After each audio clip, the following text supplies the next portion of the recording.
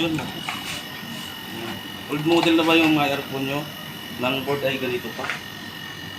So ito, may tuturo akong tips at saka mga replacement na marami sa market. Hindi na sasakit ang ulo nyo sa kaharap. Meron itong DC at saka AC fan motor. So ang papalit natin ngayon ay itong DC fan motor. So magpalit din tayo ng fan motor. Ayan, papatayin ko lang. Ito working, lumalamig. Yung board nito ay mahaba. Patayin ko lang yung breaker sa loob.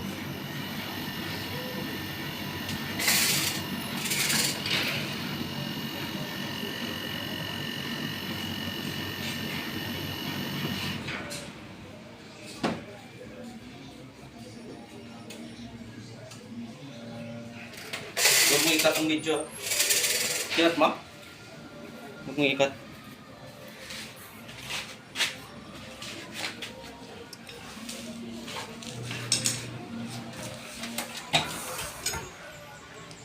Saglit lang.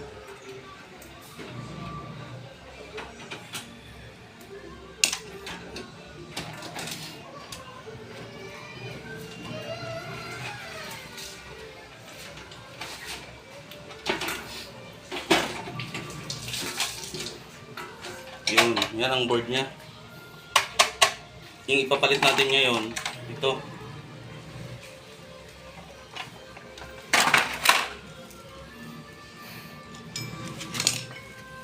Ito, palitan ng kano ko.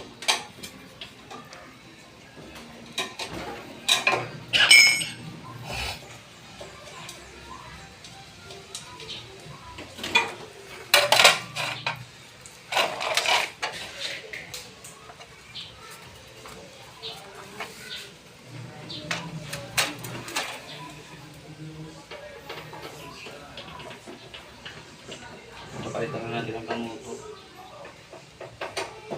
Kasi wala tayong nakuhang DC fan yung available natin.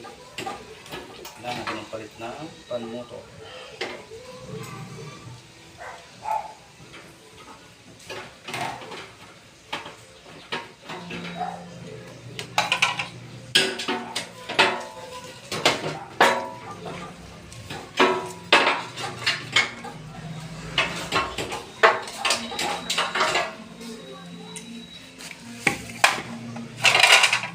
Palit natin.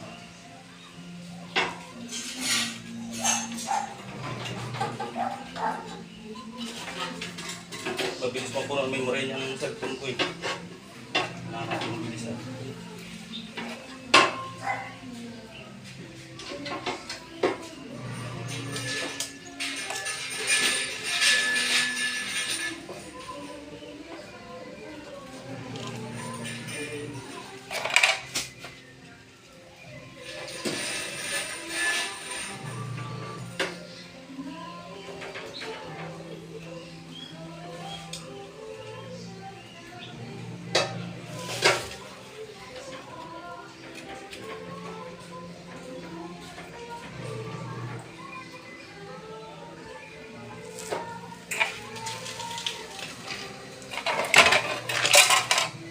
Yun, natakpan na siyang ilis eh.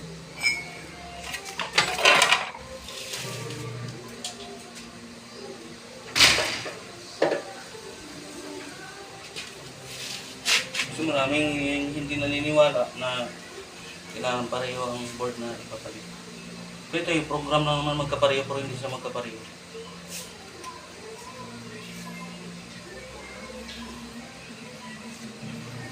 Ang electronic technician kasi alam na kaagad kung pwede o hindi. Sa mga component pa lang ng board.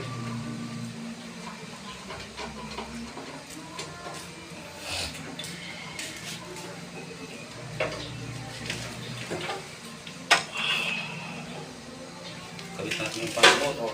Blade. So ito yung pwede magkabaliktad, no? Pwede mag-reverse. Pero hindi masisira yung fan motor mo. May babaguhin ka lang dito na dalawang wire pagkalitik.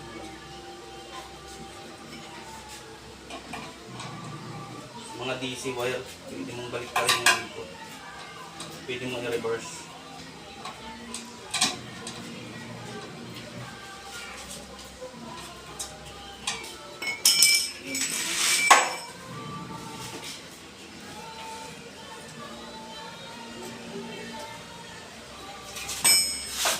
Ikabit na natin. So ito yung kakabit natin yung bagong model.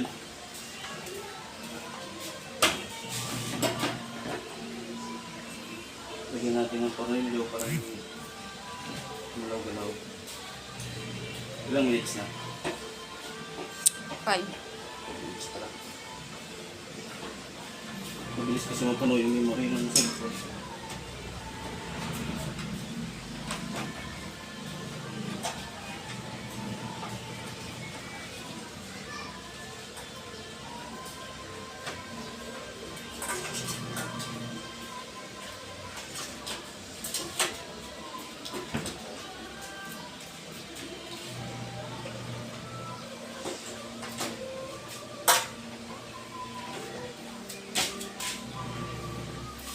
Lagyan natin ulit.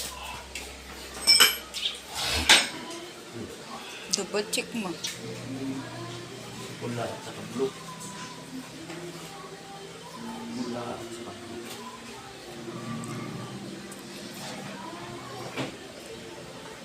Sinunod natin yung ano, para natin mag-reverse.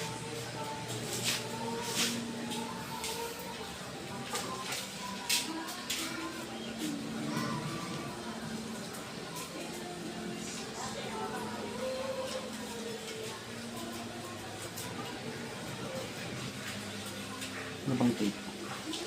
Temporary tape lang ito ha, mga master. Hindi ito final. Kasi nagpabili pa ako ng tape. Ito para hindi lang short.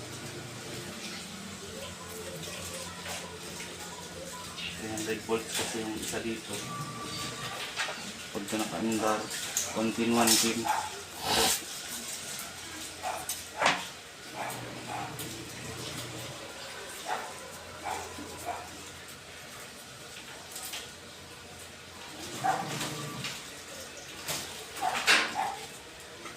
So ayan.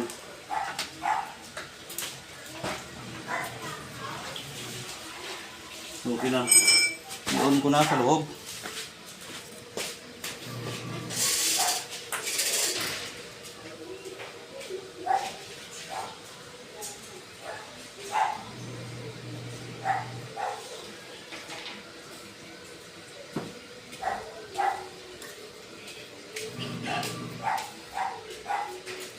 Ito na remote. Yan. Sus, Mario Sip.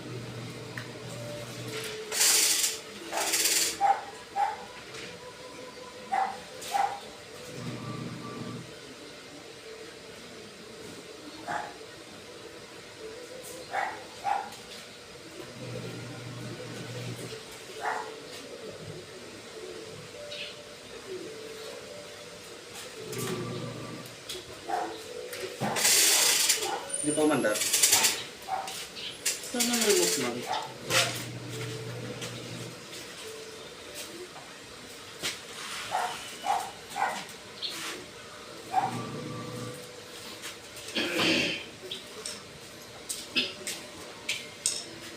Bibilaw. Ito yung remote control.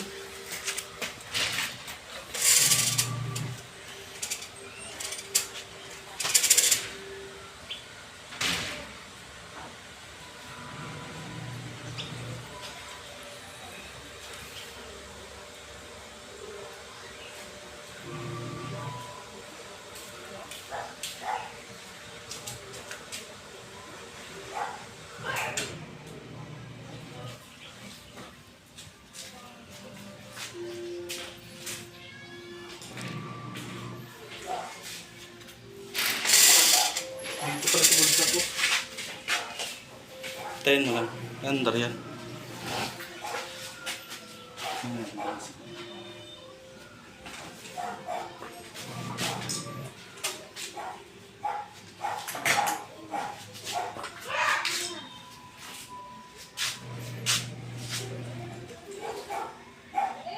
Yan, gano'n.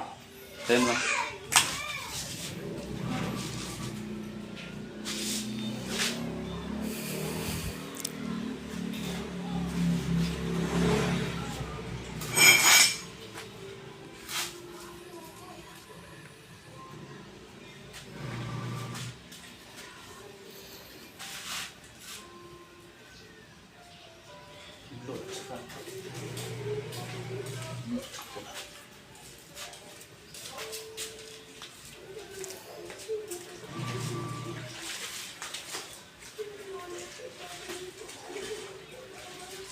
natin kung anong laro ng normal.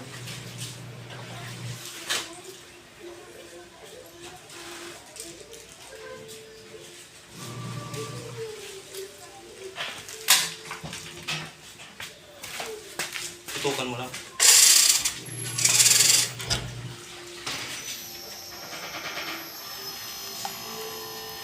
Okay na?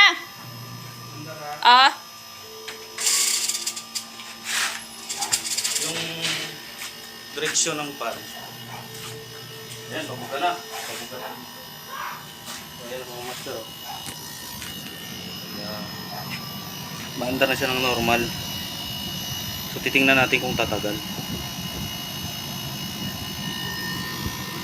Ito lumalamig, lakas. Lakas ng lamig niya.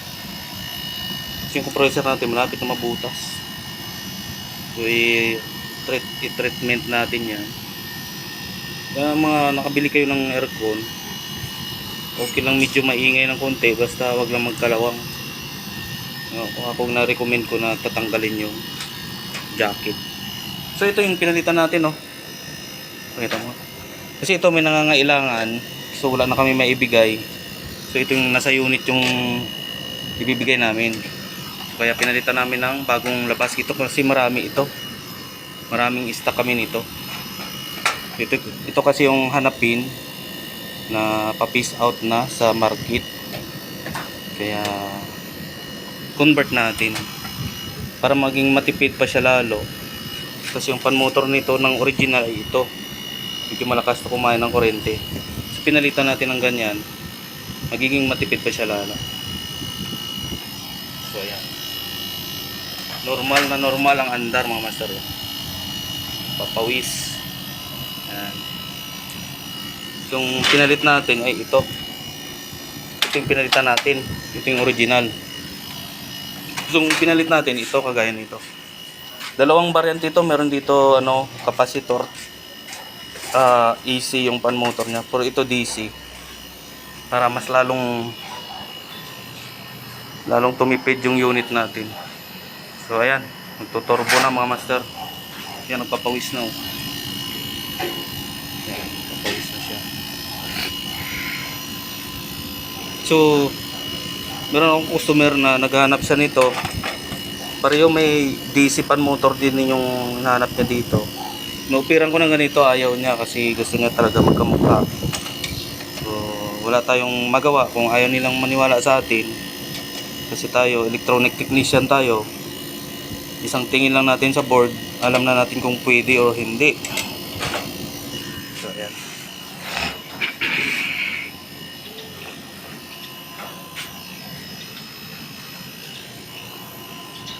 So kung ang pan motor ng original na unit nyo ay DC din, hindi na kayo bawa ay ito ang may IPM dito, so DC pan motor yon. So hindi na kayo magpapalit ng pan motor kung ito ipalit nyo. So ayan, oh. Ang ganda ng andar. Ayan ang mga master. Hanggang dyan na lang po. So kung gusto nyo baliktarin yung ikot, dito naman pagpalitin nyo dito yung dalawa na sa labas. Itong gitna, huwag nyo nang galawin. Itong dalawa lang. Yung blue, ayan, oh. Yung blue at saka yung puti.